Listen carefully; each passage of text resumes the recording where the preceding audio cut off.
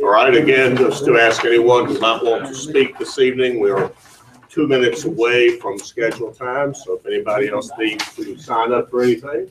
Didn't get it. I'm sure they couldn't do it.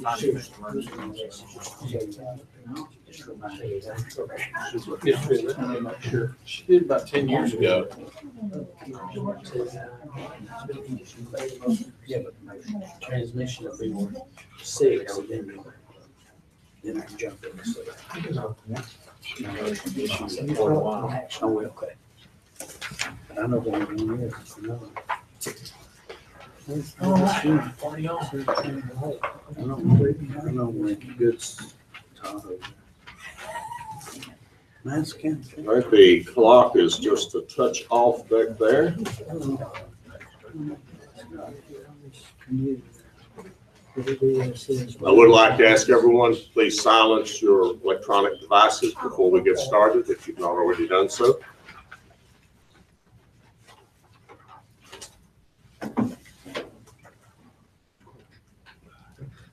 Good evening again. It's time to call to order the regular monthly meeting of the Madison County Board of County Commissioners. Let us rise for the pledge. I pledge allegiance to the flag of the United States of America and to the republic for which it stands, one nation under God, indivisible, with liberty and justice for all.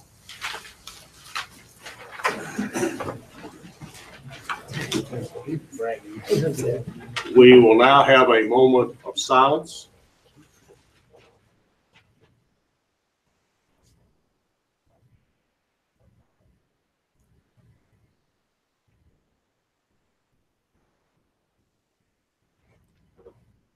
Thank you.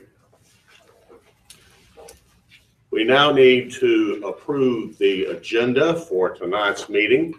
There will be one addition to the agenda. It will be item 9D, and that involves rent for the Laurel Fire Department. The chair will entertain a motion to approve the amended agenda for the evening. I move we approve the amended agenda. Motion by Commissioner Brigman. Second. Second by Commissioner Rice. Any further discussion? All those in favor of approving the amended agenda, please raise your right hand. The agenda for tonight's meeting has been approved. All right. We now need to take a look at the minutes.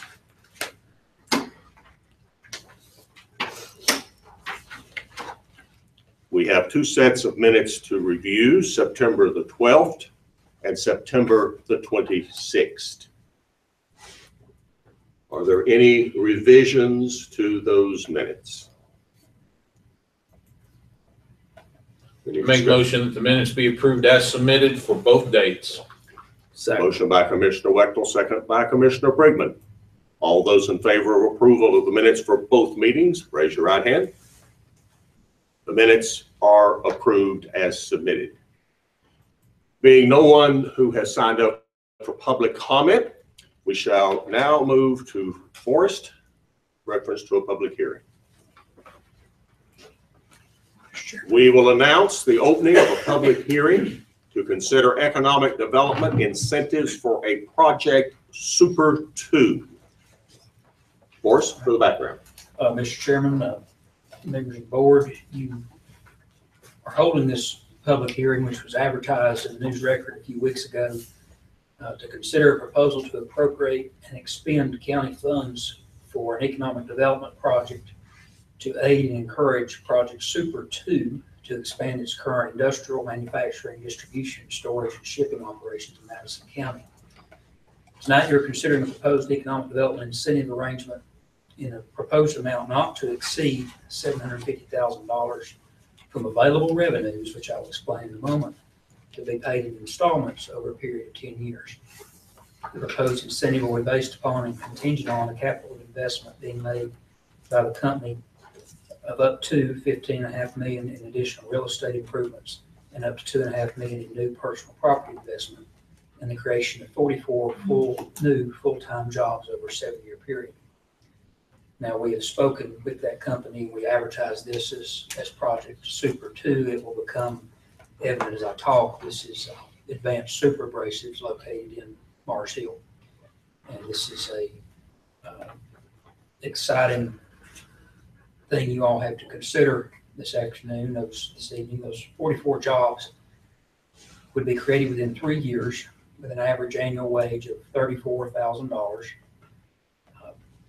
Those positions would at least have 50% employer-covered health insurance. Those 44 jobs would be in addition to the county's existing 36 jobs, so you'd have a total of 80 jobs. This company exports its products to 17 countries, last I heard, potentially more, has offices in Mars Hill and China. The company desires to stay in Madison County, but is being actively recruited by counties in other states. This has been something we've known about for several years. There are many, every time I think the owner goes to a conference or trade show, he's being wooed by other states and other counties. Many have worked in the past few years to make this area more supportive of this company and other potential companies and projects. The incentive agreement you are considering tonight would be entered into in conjunction with an agreement being considered by the town of Mars Hill, as well as a One North Carolina grant from the state. The One NC grant is the amount of $100,000, matched by $33,000 from the county, with the county's match being covered by the incentive amount you're considering. So it's not an additional $30,000 as part of the tax incentive that you'll be discussing. The state would also contribute $61,600 in customized training funds through the community college system. Now, the value of the incentive is based on increased property tax value after investments in that property. So when we say $750,000 over 10 years, it's important to note that this incentive would be set up with North Carolina statute in a way that the county would still receive additional tax revenue overall. We're just reducing the amount of increase. So, for example, current tax revenue on the property to the county is about $9,000 per year. After improvements, the tax value or the tax revenue is estimated to be $101,000. This incentive would propose, after those taxes are paid in that given year, to pay a grant to the company for 70% of those taxes paid, for about $71,000. That would still leave a net revenue increase to the county for that year of $21,000. Over 10 years, and that amount fluctuates due to the personal property and depreciation. Over 10 years, the county would still see net revenue increase of about $200,000 in that time. And after the incentive is over in year 11, we would be seeing $100,000 a year in additional revenue coming in. So that net revenue incentive would be $91,000. Again, that grant is not paid each year until the property taxes have been paid. The property values and job creation and maintenance levels are all monitored, would all be monitored by our actual tax office information, and then we would use the forms required for employment, the quarterly forms that the company uses every year to make sure those jobs were increased and maintained at that level. And if for some reason the company didn't meet those targets, we would have the ability and be required to, if they didn't meet it all or fell far short, essentially they would owe us all the money back. If we had a question on the property investment, because we're estimating what that tax value will be, we've got a little flexibility there. If it is appraised at an amount lower, that's why we're saying up to $750,000 in total incentive. If it's appraised at an amount lower, we can put them into a 60% tax bracket or reduce the amount that they would be taxed on, so the county still comes out ahead.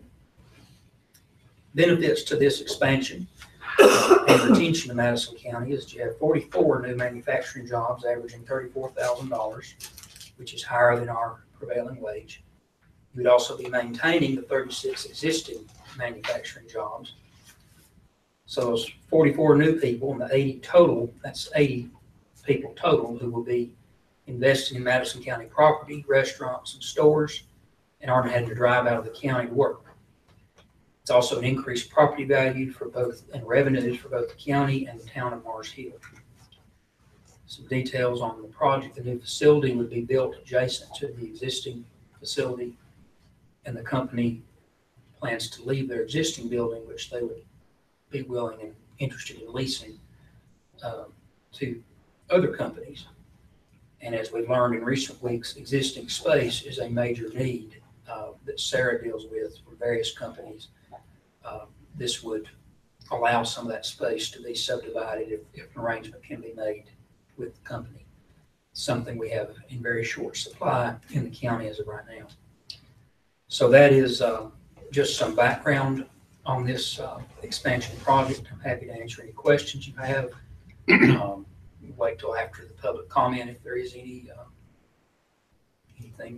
y'all would like to hear. Any questions, gentlemen?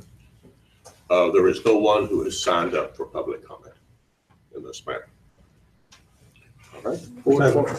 Yes, go ahead. Sorry. Question I have is, if the company was to leave in 3 years, 5 years, or whatever, can you kind of walk us through that scenario? They would owe us that money back for where they didn't. They have to maintain for the period of the incentive. So we would be able to claw that back? Yes, it's a clawback provision that is included in the contract, which is not finalized, because if we can get final real estate, get that number a little closer, we can finalize that. We would plan for the contract not to be effective until January 1st, 2018, working through a few of those details, but the contract does require that those, if the investment isn't made, if the jobs don't materialize, if the company leaves, then that money is owed back to the county. And can you tell us what is the monitoring arm for this? Our tax value, whatever the tax office assesses the value on, so that we will know each year. It will fluctuate on their personal property. Sarah Nichols will evaluate that each year and verify that it is correct. That's step one to simplify a number of steps. Tax always has, obviously, but step one from the incentive standpoint. Step two is, do they pay their taxes? If those things are true and it's in that amount, then before that payment for 70% of the amount paid went out in a given year, there we go. On the number of jobs, we're waiting to lay out in those 3 years which year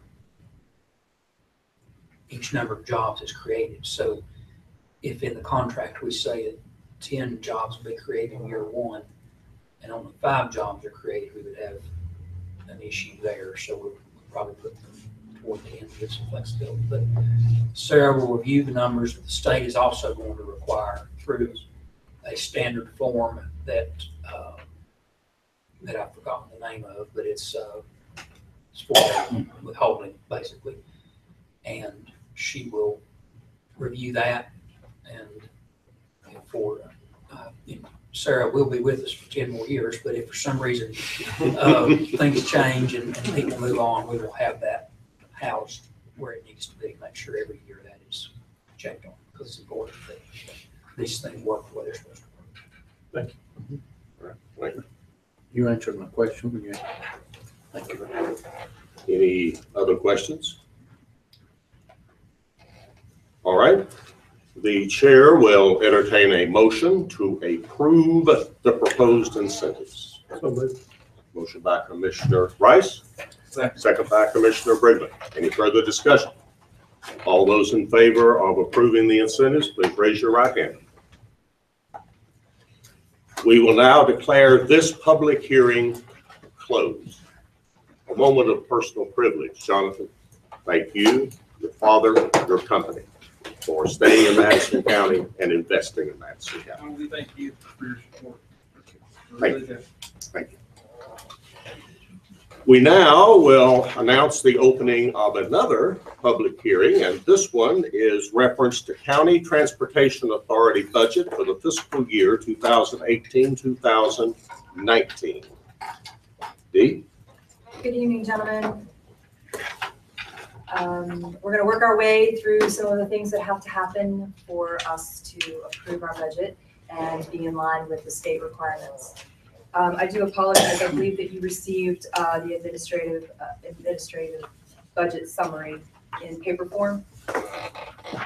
Okay, just to make sure. It took me a little bit to get it together. And in this hearing, public hearing, we are only discussing the administrative admin budget at this time. There are other things that do show up in part of these that has something to do. We will be meeting again. I have to do a public hearing with a certain amount of notice for a certain amount of money, and so I was only able to get in for admin on this round. So you'll see me again in a couple weeks. So we're going to start with the project funding request form. This includes 5311, which is the funding that we receive from federal funds and state funds for our admin budget. And if you take a look at the budget summary, a majority of the budget is basically the positions of administration and a few items that are line items for keeping the place working. So what will happen is that our project request form goes by a resolution, because part of what we do is that we as a county have to pay a portion, which is 15%. The state pays, well, actually the federal pays the rest. And so our portion is $16,083.75, and administrative for the federal is $107,225. So our first thing that we have to look at is a resolution for our local match agreement that we agree to this amount of money. So I know I'm going fast, so if you'd like to ask some questions before we. I have a question. Is that the same as what we budgeted currently? It is, we are in a 5-year plan with the Department of Transportation. And basically what happens is that each year the funding source is a little bit different. So this is less than what we received in 17-18, but we know what we're going to receive for the next till 2020. So it is the amount that we were set in a 5-year plan. So in the sense that we budgeted for it, this is the money that they give us, and we therefore use the budget. We make it work within our budget. So the county's requirement would only decline. So we're okay. If their number's gone lower, Your number goes lower. or it stays the other, or we exceed the match. Right. I think there will be a little bump up by 2020, but not much. The rest is going to be going down for the next few years. Anybody have questions on that piece? Okay. So what we'll do is that if someone will make a motion that you accept the local match portion agreement into your minutes, then I'll have that for someone, for Norris to sign. The chair will entertain a motion. So moved. Mr. Weckel, Second. second Commissioner Brigman. Any discussion? All those in favor, please raise your right hand. Dee, please continue. Our next piece is a Human Service Agency Transportation Resolution. This is about the state funds. And part of what we're doing, the administrative budget is just us and the federal government. But as we go through this, the state funds are going to be required for other pieces, which will come along later. But this resolution needs to be signed. And that is that we accept the money that the state part of the funding will be giving to us. And it is in our 5310 money and our capital money, which we'll talk about next time, but we have to get this signed so that state monies can be allowed and we accept the state money. Right, is there any questions relative to the, let me scan back here. Sorry. No, just the Human Services Agency Transportation Resolution. Our attorney looks over these.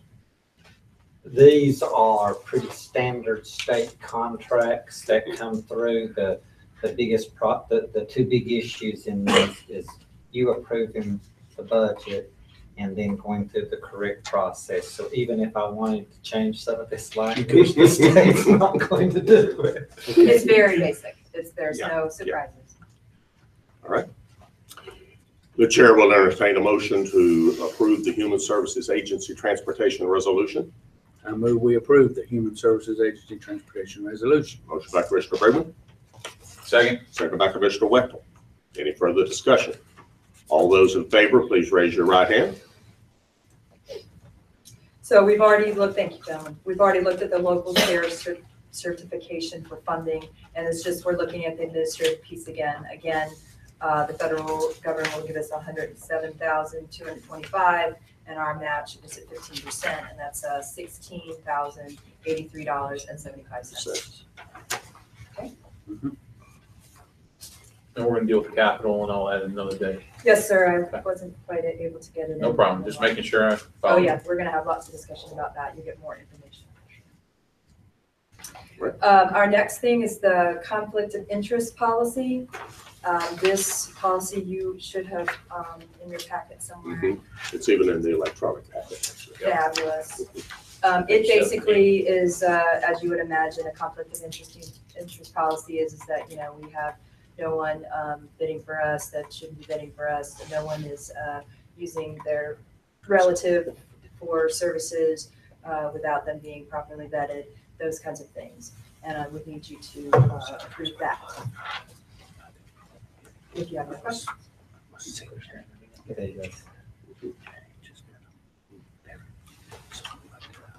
All right, any questions relative to the conflict of interest policy? Chairman, I move that we approve the conflict of interest policy. Second. Motion by Commissioner Rice, second by Commissioner Wechtel. Any further discussion? All in favor, please raise your right hand. Thank you. We have to bring everything out into the public hearing. This will be taken care of by the clerk, but I just wanted you to know that we have to do a public hearing. I have to say that out loud. And so the clerk will take care of how many people that did not speak and how many of you were here. And no one signed up to speak. That's correct. The next piece is called the DBE Good Faith Effort Certification. This is disadvantaged business enterprises. When we use federal and state money, we need to, there's a certain website for disadvantaged business enterprises, and anything that we can purchase through them, we are required and encouraged to look for disadvantaged business enterprises to do business with. Okay. That has to be put into your minutes as well, if you're all okay with that. Yes. Okay. That does not require a separate motion, correct? Okay, just your signature. Okay. We've been down this road before. This is Title 6. I'm sorry, on your cheat sheet it says Title 4. I'm dyslexic, I apologize. But the Title 6 program, basically we have to sign a piece of paper that says we at this time have no complaints or lawsuits alleging discrimination that have been filed against Madison County Transportation Authority during the period of July 1st, 2016 through June 30th, 2017. I'm unaware of that, if we have. I believe that we have no lawsuits. Thank you. So I need you to certify that we have no lawsuits in your minutes, and then we'll have you sign. But again, no motion required. No motion required. Okay. Just that I've been able to say that. And so therefore, if you want to take a look at the budget and have any questions about that. Sorry, that it has to be in the minutes, but no motion required.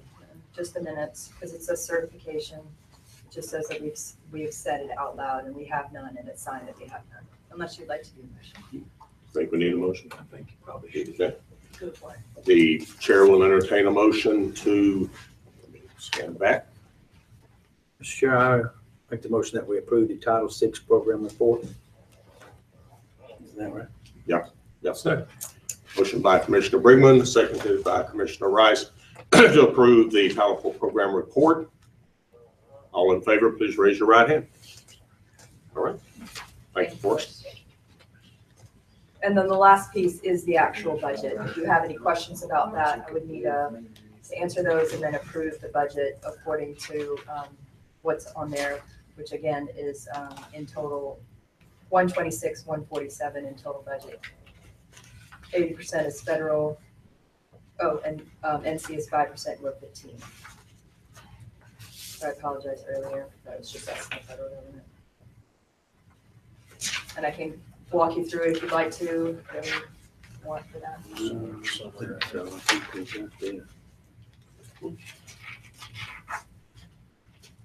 All right, do we have any questions relative to the proposed budget? No. Being none, the chair will entertain a motion for the approval of the proposed budget. Mr. So Chairman, moved. Motion I by second. Commissioner Wechtel, second by Commissioner Brinkman. Any further discussion? All those in favor, please raise your right hand. All right.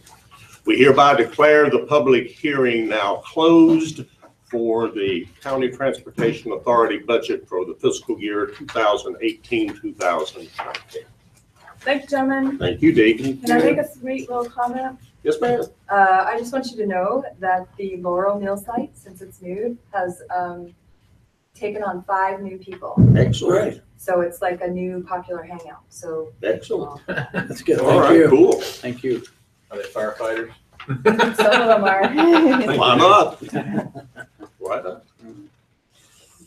All right, Mr. Donny Laws.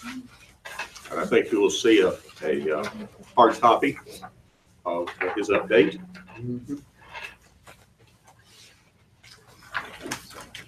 Good evening, Mr. Chairman, Commissioners.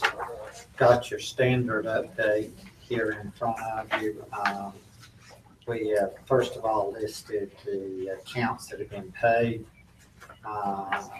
since their last meeting. The first one there was we finally dispersed on one of the foreclosures that we had been waiting on, which resulted in payment of all the taxes owed to Yancey County on the Founders Ridge and PR Investors properties, which was $21,618. The second account, Freighter Group, was an account that had been sent over to me. It's based upon a letter that was sent. They entered into a payment agreement, and so that represents the 10% of their taxes owed. The next account was actually paid without any kind of litigation. The next account was similar to, but we have actually filed a lawsuit in that seeking an order to sell. Those folks paid. Same thing with number 5. And then number 6 is their monthly amount that we've been receiving under the payment agreement with English and Bussy entities of $19,500. So we're total. Now, what's missing from this account is monies that we've been receiving through the tax office on payment agreements, the accumulated monthly amounts, and anything that's been paid voluntarily, completely, because I believe Lori's had some sickness and has been out. She was unable to provide to me anything that's come in recently, and or at least that's Chandler told me that it was not on there for that reason. But still, we got $59,137.33 received for this month, which is above our regular monthly budgeted amount? We're at 33% for the year, so we're ahead of Okay. 25% of the way through the year, 33% of the way. So we're doing, we're keeping ahead of pace on that. We do have default judgments, and we're trying, as I tell you every month, we're trying to keep the flow going. So we have 4 other properties that are moving up to the sale date. You'll see those listed. There are 4 of those. I actually anticipate the second one, the Shelton property, to be paid by Farm Credit. There's a mortgage on that property, and we've been in very fruitful talks with those folks. The next one, the default judgment on Harrington, that is one where she's not been able to be found. That's been a long process in coming on that, but we finally got it ready to move forward with the sale. We have, you'll see the other 4 that are moving down. So we've got right now 8 are in the process of getting ready to be sold. We have that they're moving along. Next month, you should see a large number of new filings that are coming in, because right now it's time to replenish replenish the new filings so that they'll have more moving down the pipe. We have also closed out completely the breakaway properties, and the deed back to the county for, I believe, 60 parcels of land was recorded on October the 5th. So all of that land is will now be in the county inventory. And we did have some interest that don't know where it is, but we are in communication with some folks that are interested in that property. Good. So, and I think what I meant to say about Lori is that what she's not sent the new group over to me for next month because she's not been able to get those to me. So that was what was missing. But that's not causing any kind of delays. We're moving along. I think right where we're supposed to be and staying ahead of the process. And hopefully what we'll do is start this inventory of property that we got in here. Hopefully we'll start continuing to move that out, which that's going to add to our surplus collections and maybe give us a little bump along the way. Any questions? Mr. Laws, I have a question. Last month, we voted to list the property at Wolfboro to the real estate firm. Do you know if that has taken place? I don't know. I would defer that. I believe Sarah was handling that. I believe all the language that was required in those listing agreements has been done. I don't know if the listing agreements have actually, I'll defer to Mr. Gilliam on that. Yeah, it is in the realtor's hands, and I will check with Sarah to see if she's heard from the realtor in the last 2 weeks. Thank you, Forrest. All right, any other questions? Donny, one other question on page 1, at the top, number 6. How many more payments are left on that one? It was 12 installments, is that right? It was 12 installments, and we are there. I believe there were 12 installments. There were 2 groups of them. There was this group. There were 2 payments. I think there was one for $19,500 and maybe one for a smaller number, several thousand. And we grouped. The last payment on the smaller one came in last month. This is either the last payment on this one or there's one more. So we're right down at the end of that. And that's been nice to have that in there every month, but we're losing it now. You'll replace it, I mean. I bet. It's been correct. Donny, I it's know been what I'm correct. in for if I don't. All right. All right, any other comments or questions? Donny, thank you. Thank you. All right, Ms. Brooke.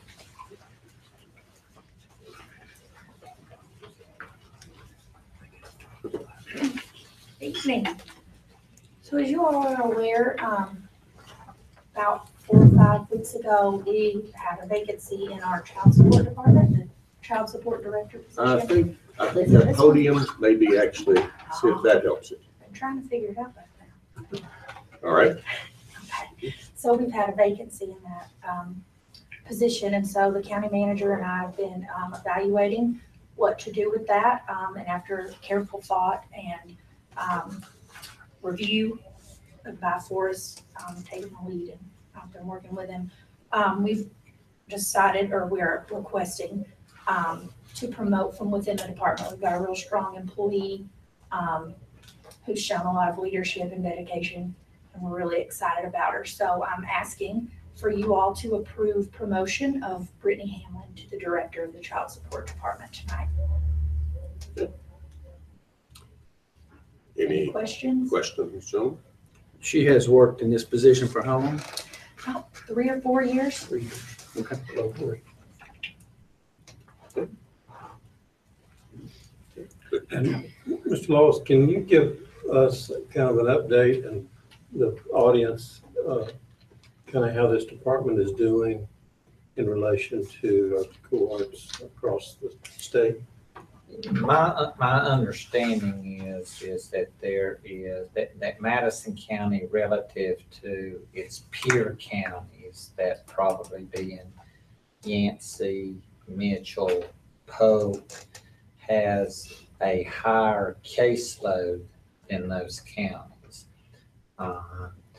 Such a caseload that, for instance, Yancey County has one person that's been handling its caseload, and that's a full-time job for that one person. So with the added caseload that Madison has, it's required more than one person. So there's a lot of work to be done in that department.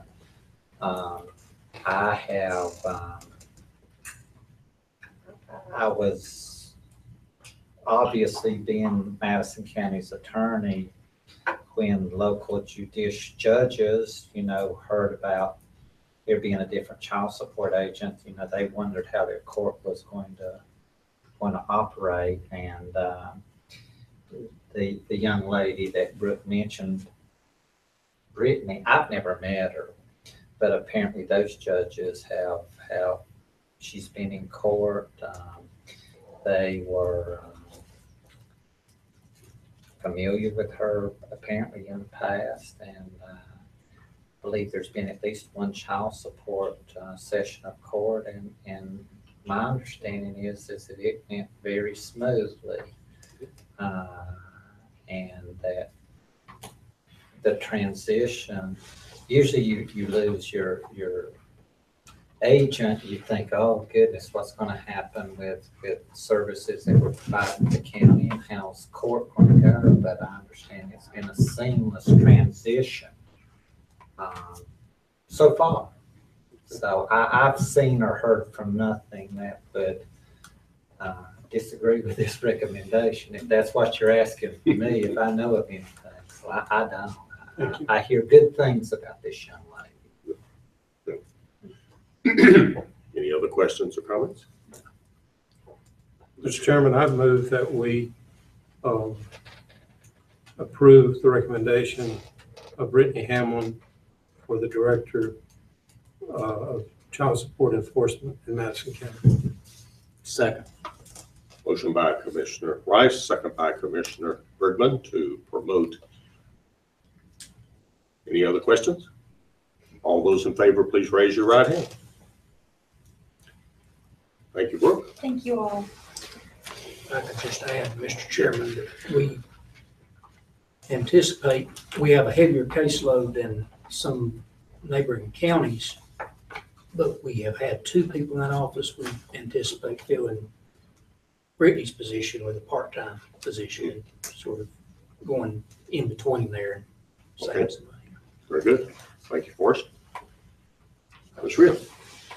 Good evening, gentlemen. Good evening. The first thing I have for you on the agenda tonight is the September 2017 financial report.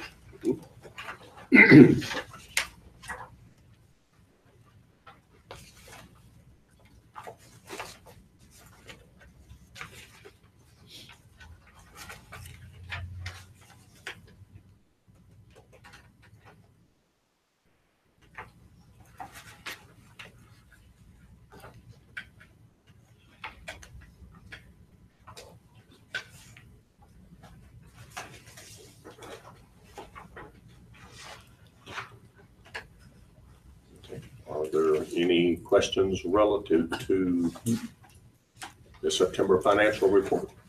I had one question about the item read there, the return check. Okay. What's the deal with it? So if we get return checks from the tax listing, we don't necessarily know what years those are applied to. So it goes there. You're just noticing it because it's in red on your laptop, but it's always been gray on your pages. But it's something Thank that you. we've always had. Okay, Will that go away? Only when checks go away. Well, I mean, if somebody sends us a bad check, who's in charge of making that good? The tax department does, and from my understanding, it would go back into that same account. Right. But I don't know that we ever collect every single penny I understand. that is considered bad check. but the responsibility for collection falls to the tax office. I believe so, yes. Thank you. Mr. Chairman, there is a process that is in the statute that actually allows the tax collector to assess a fee for those bad checks and receive that back. So Laurie is I see some head shaking back there. That is something that Laurie actually went to a seminar recently, and she is on top of that Good. issue. I can tell you that. And there is an income line for return check fees. Very good. Okay. The chair will entertain a motion again to approve that financial report for September 2017. So move. Motion by Commissioner Freeman. Second. Second by Commissioner Rice. Any further discussion? All those in favor of approving the September 2017 financial report, please raise your right hand. So approved. Rhea. You also have behind that a list of all the checks that were paid to vendors in the month of September.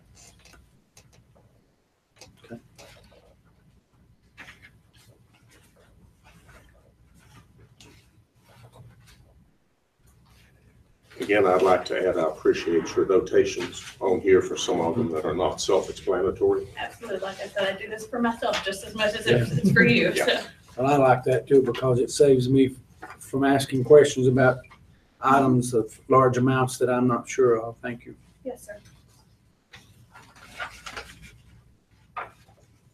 All right. Moving right along. I have two budget amendments for you tonight. The first one I'd like to discuss is just budget amendment number 4, which is our regular, normal budget amendment, so to speak, if there is a really normal one. But Would you mind explaining to everyone the process and why these budget amendments for those adjustments need to be made on a regular basis? absolutely. Things come up throughout the year. We got last month, or the last meeting, we approved the JCPC budget. So I had to do a budget amendment to allocate the funds that we had originally budgeted into the correct categories. With that, there was actually a reduction in the budget for that because the state didn't approve all that we anticipated them to approve. Other things to note on here, we added the 2017 home grant that was received, that we got final numbers on, I think in July or August. And then a lot of these are for additional revenues that we weren't anticipating. Increased tax collections, sheriff's department, fines, forfeitures, court fees, that sort of stuff. Budgets are supposed to be proactive, and we try our hardest to be proactive instead of reactive in that. And so this is our attempt to be proactive and adjust ahead of time for things that we know that are coming. Okay, very good. Can we approve both 4 and 4B at the same time, or does that require separate motions for it? Do them at the same time. I know you've seen explanations included the last several months, and that's been helpful, and it just because we knew it would be helpful, but in light of things happening regionally that were done through budget amendments in other counties, I think it shows just how important that is. Yes. That you look through these, because when you vote for one of these, you're really voting for your budget. You're voting to change your budget by that amount and how it impacts everything, and it changes throughout the year. So we try very hard. If an expense has gone over at this point in the year, a department had better be reducing another expense line to cover it unless there's something really out of the ordinary that we know has happened, in which case we point you to it. And to clarify, there are no retention bonuses in any of these budget amendments that we are approving or have approved. No. And the salaries and wages you see that are on there are for transfer and employment from one department to another.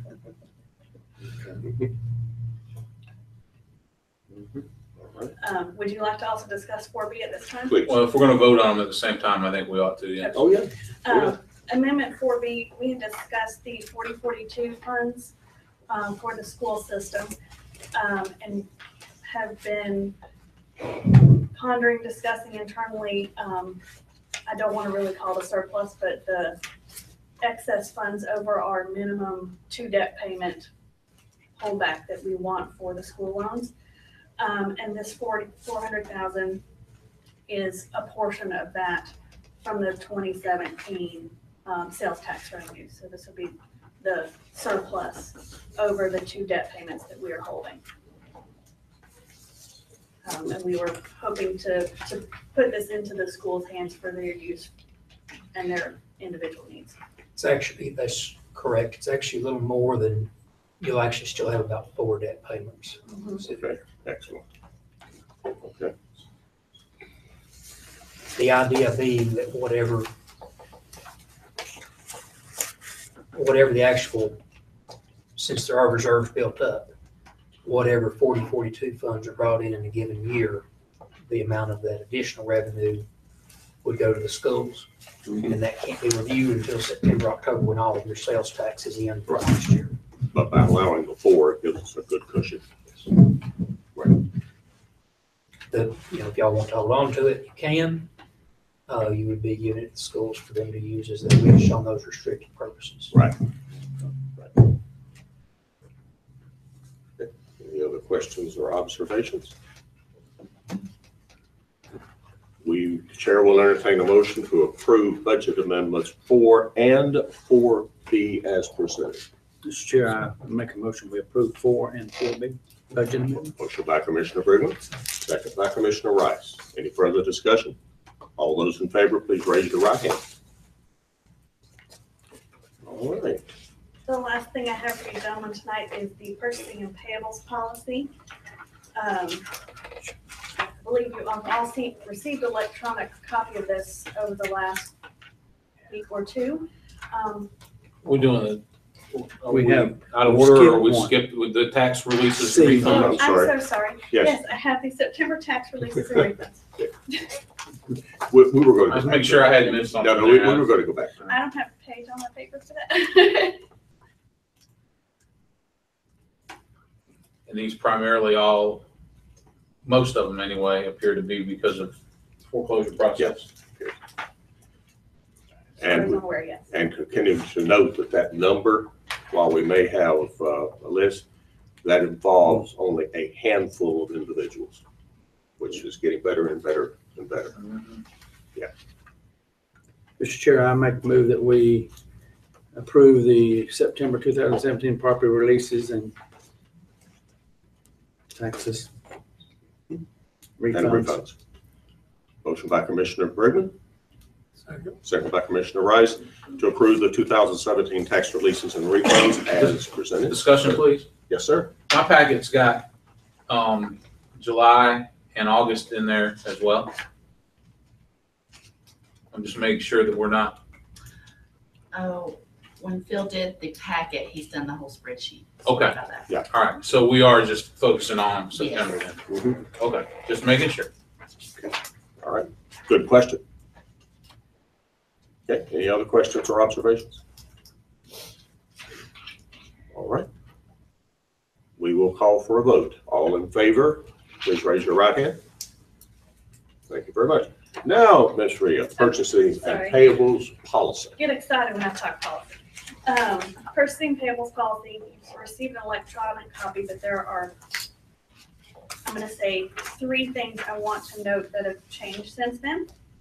On page 11, section 11.1, paragraph 3,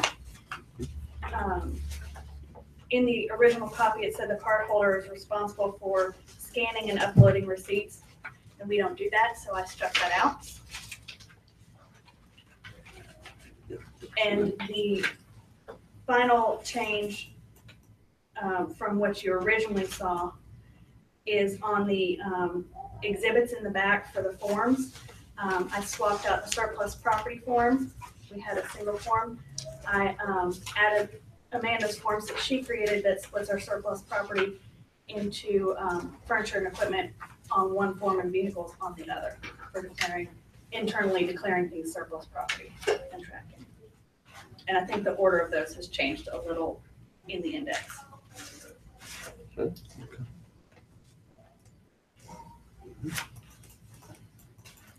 I want to thank everyone who worked on this. This is an extensive document. It's been an undertaking, but it was a good one.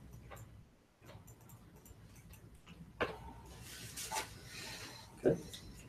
Are there any other questions or reviews? No.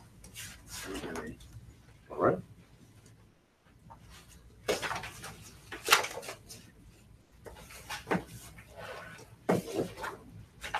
This is continued movement toward better fiscal management, and really appreciate, again, all the work, Forrest, Rhea, everybody who's involved with that. All right. We have a motion before us. Yes. All those in favor of the motion, please raise your right hand. The purchase and payables policy is approved. Thank you, gentlemen. Thank you, Ms. Rhea. Forrest?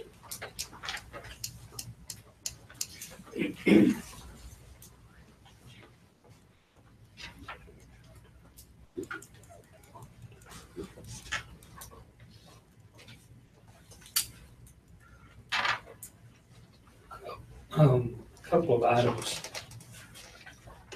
just to update you on one, the reference earlier, actually, no, that would be the next item. Closed session process. Some in the audience will notice tonight, and anyone who's on the list to receive special meeting notices, but anyone who wishes to subscribe to that, you simply give Amanda their contact information, and she will add you to that. But at the request of the board, we looked at how to have the closed session in advance of the meeting in order to save everyone's time, public, county employees, commissioners, and have those discussions in a little more reasonable hour. So in order to do that, as there are closed session items that are warranted, we'll be holding a special meeting just to discuss those. So for example, tonight there was some personnel items and potential attorney-client privilege matters to be discussed. We sent out a special meeting notice that said that meeting would take place at 6 o'clock, room 112 of AB Tech.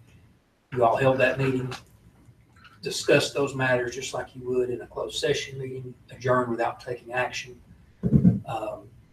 Any action that is taken gets taken in open session during either a regular meeting or during your monthly special meeting that happens near the end of the month.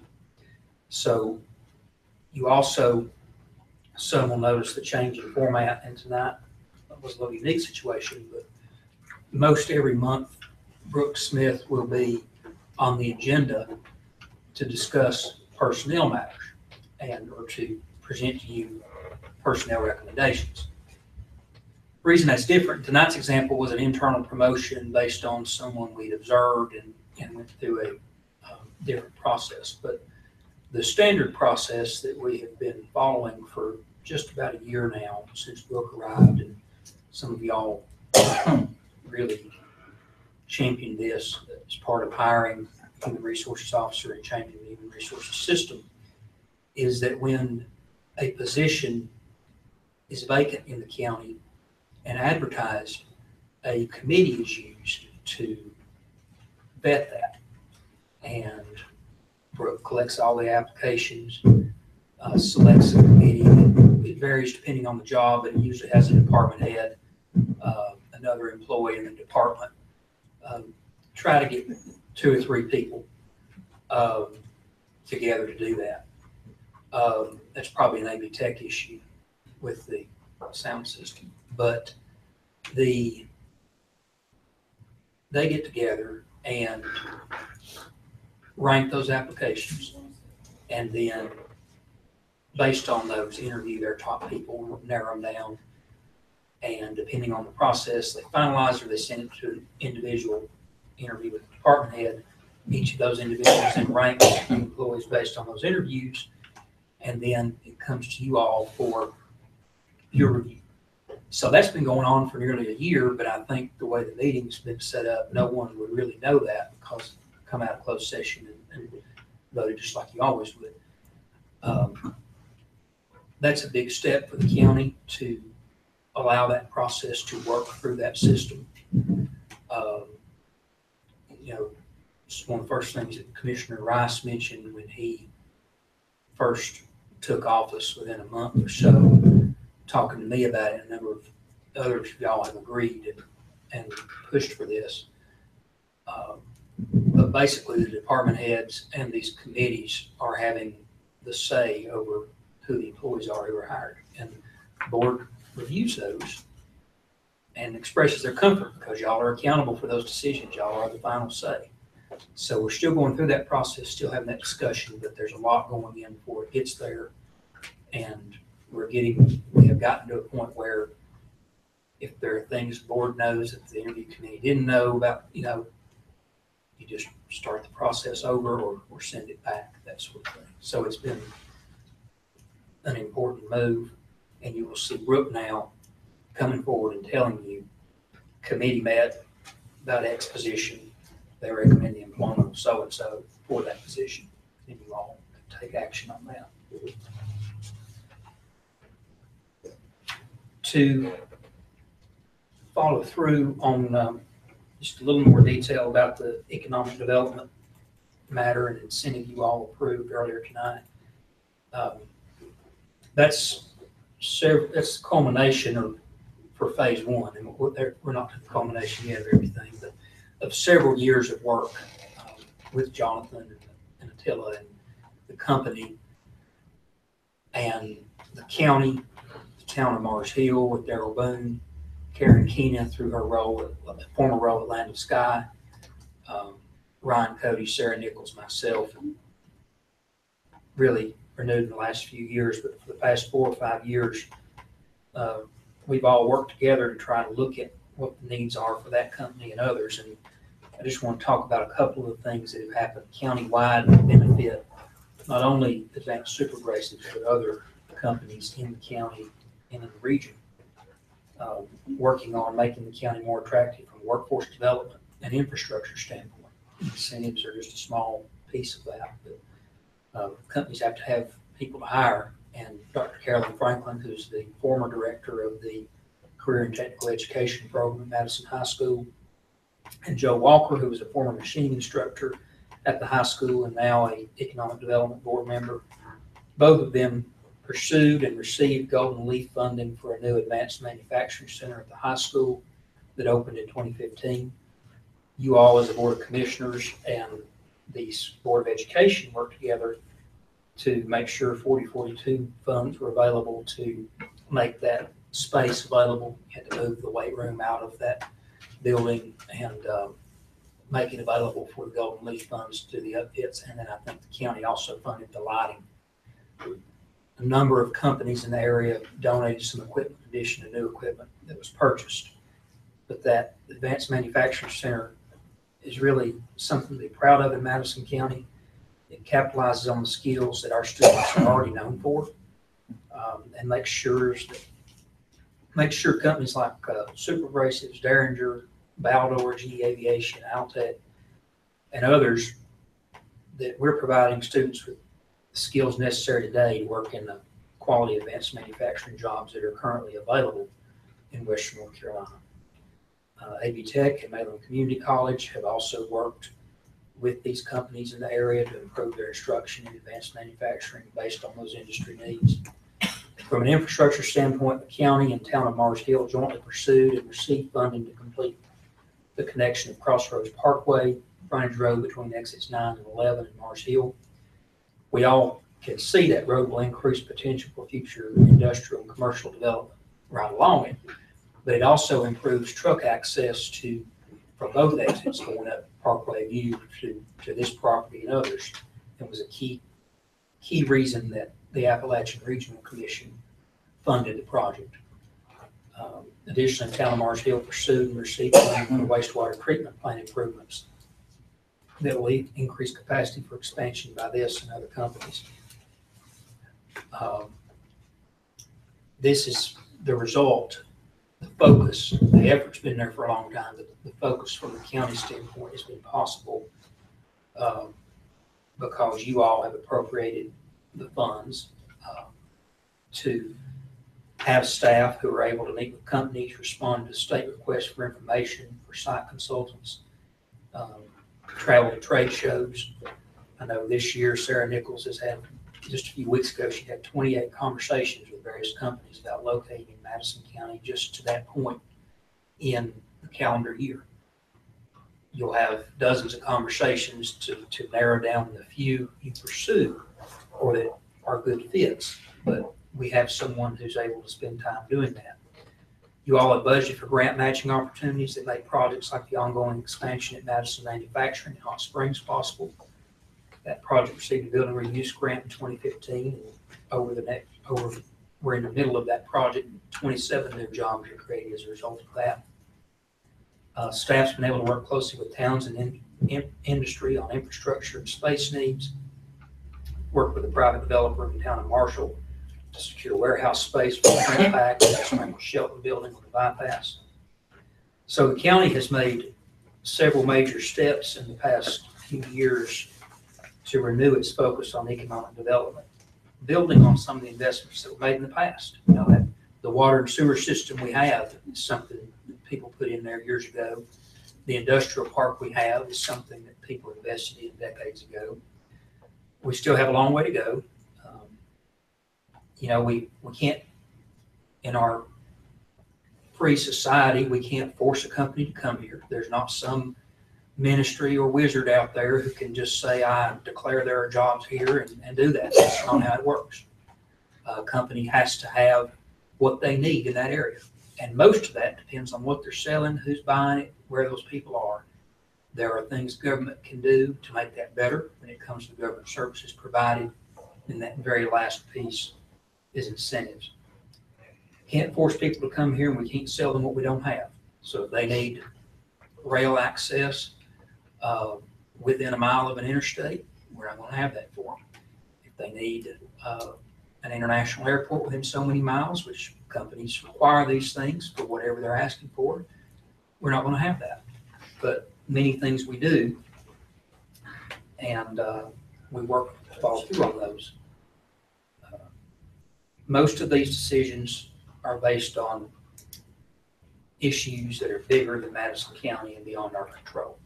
But for those issues that are, we've had a focus the last few years on growing the economic base in Madison County so there are more citizens who are making a living in the county. So those citizens are buying goods in the county and they're making property investments in the county.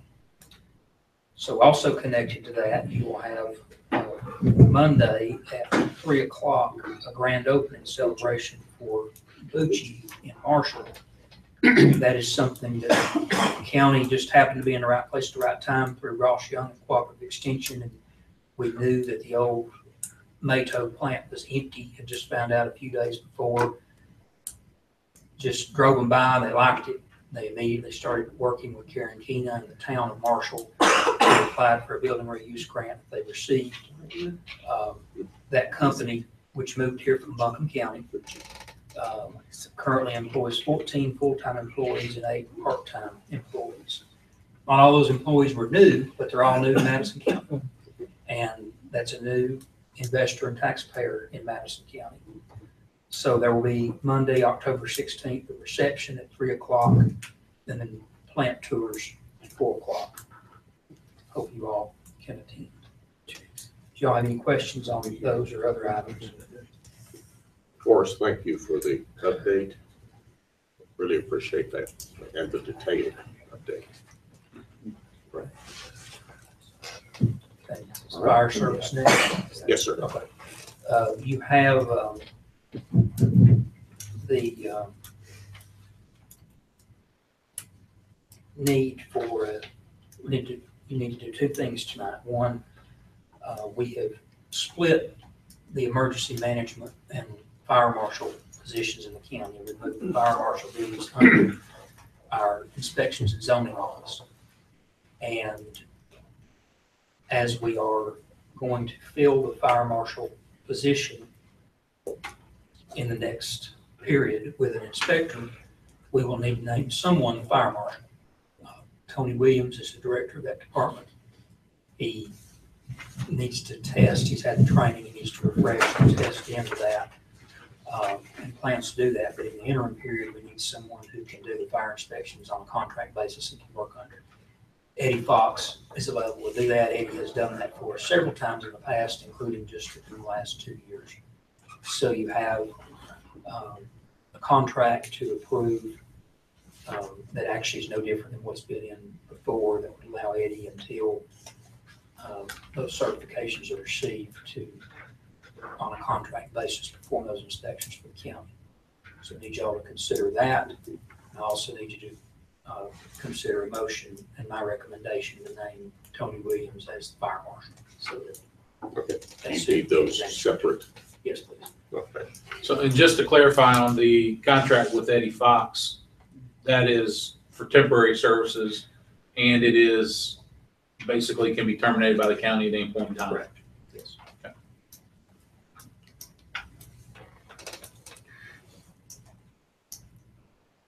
And it's been used limited, it goes, the money we have goes a long way on that. Only as on an as-needed basis, essentially. Yeah.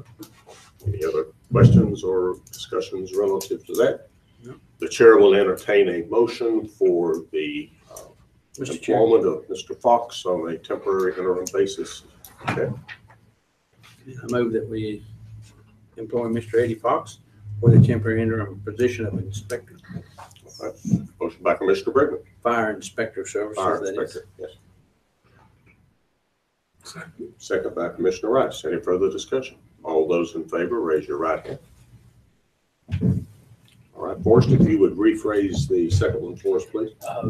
We need a motion to name Mr. Tony Williams as the county fire marshal. Mr. Chair, I move that we place Tony Williams as our interim fire marshal. No, that's fire marshal.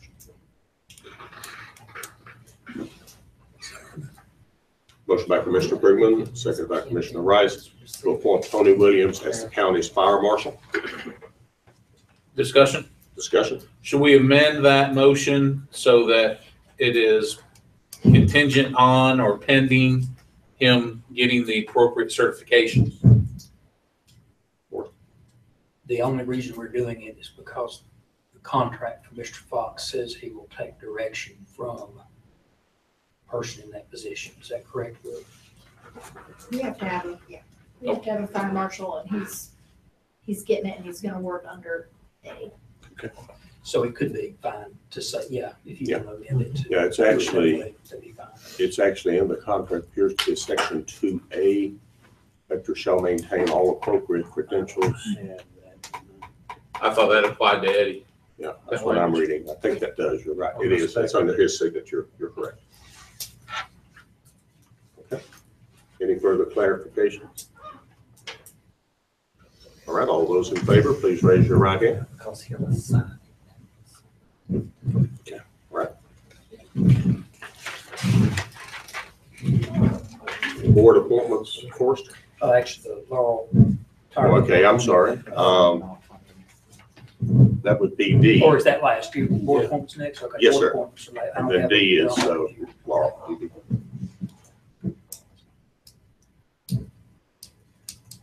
I don't have them in front of me, so. Okay. Y'all got it. Y'all do it. And looking at the board appointments for October 2017, we have 2 vacancies, I see. No, we've got the 3 Well, actually- economic development Right. board. Actually, we've got 3 economic, Yes. And then we have 2 vacant positions. And we have recommendations for those 2 vacant positions.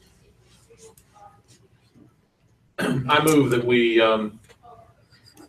appoint Connie Mullen, Jonathan Zooks, and Joe Walker to new 3-year terms on the Economic Development Board. Second. So moved. Commissioner Wechtel, seconded by Commissioner Brigman. Any further discussion? All those in favor, please raise your right hand. Mr. Chair, I move that we take the recommendation provided for us from Ms. Connie Harris for the position of Community Child Protection Team for the Social Service Board member to be placed as Pat Franklin, and the Community Child Protection Team for the Child Fatality Prevention Team, the Daycare Head Start representative of Leslie Hales. Motion by Commissioner Brigman. Before we vote, do we Yes, have to vote on that, or is it like employees of the social service? You know, we don't have to vote on that. It's a county appointed board. Okay. Yeah, it is a point board. All right. Let's start that. Seconded by Commissioner Rice. Any further questions or discussion? All those in favor, please raise your right hand. All right. Now, 9D, Law. All right. Background brief, we heard from Dee earlier that Laurel Mill site has been on the school property since about 1980 or 81.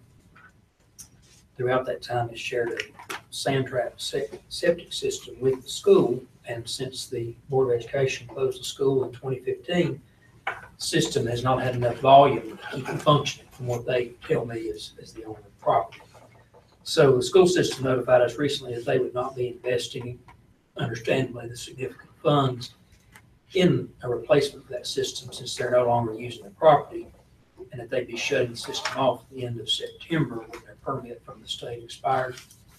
Parent, on hearing that, went to work with Dee Heinmuller, Director of Community Services, Jamie List, Environmental Health, and Linda Franklin, who is the site manager for that site, to look for temporary location for the mill site in order to continue service without interruption.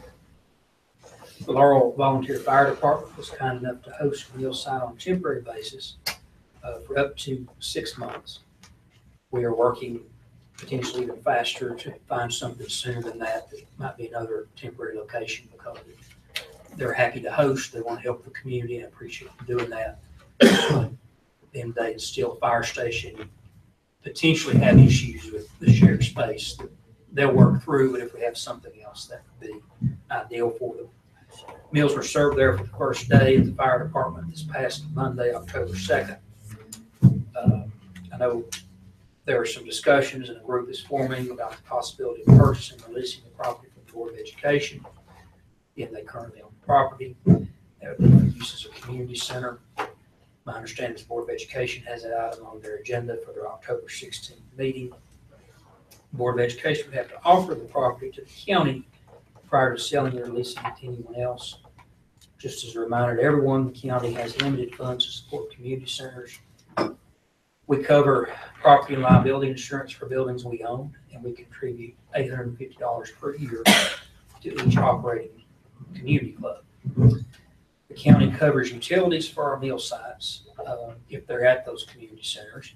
The county spends about $270,000 of county funds on the senior meal program, mostly in the cost of food, utilities, food transport, administration, food preparation, and wages to operate those centers. So we put money into operations. We put minimal money into the facilities. Bottom line, we have used various spaces over the years. So that's why we're not pumping a lot of money at this time into a placement. For the temporary basis in the Laurel Fire Department, they will have some inconvenience and potential cost increases to them. I'd ask that you approve rent for the months we're there in the amount of $200 per month. This would be covered by the reduced utility expenses at the site that we've left, as well as the $48,000 from the savings of food contracts. So there's more than enough to cover that for a basis. Mr. Chairman, I move that we offer up $200 a month rent for the interim use of the Laurel Fire Department as a meal site. Motion by Commissioner Wechtel, second by Commissioner Brigman. Observation, I think we should be very thankful that the fire department has stepped forward. That is a very considerate thing to do for their community and help us through this process. Very thankful for the fire department doing that. I think our modest contribution to them, but we thank them very much. Any further comments or observations? All those in favor of the monthly stipend of $200 for as long as we're at the Laurel Fire Department, please raise your right hand. Thank you for it. Thank you. All right. Being no other business on the agenda, the chair will entertain a motion for adjournment. So moved. Motion by Commissioner Rice, seconded by Commissioner Brigman. All in favor, please raise your right hand. Ladies and gentlemen, we are adjourned. Thanks, bro. Well, Appreciate it. Blake, Good night. you got, literally. Wayne, you fried it. What happened? This computer just died. I'm sitting there looking at the agenda and scrolled down into the section where, Was your bad? Did you have it charged? You had it plugged in. oh yeah, that chart Yeah, and, plugged in. Call And it's showing, it's getting power. oh yeah. And it won't even come on. No, no. Don't hold it down, just tap it. Oh, it is.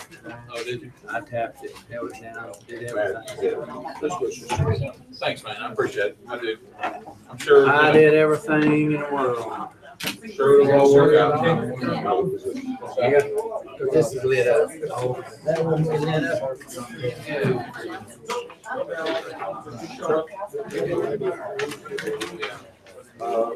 Yeah, that's when power goes. Lars? I'm Donny. Thank you. Yes, I do better just the other day. Oh, you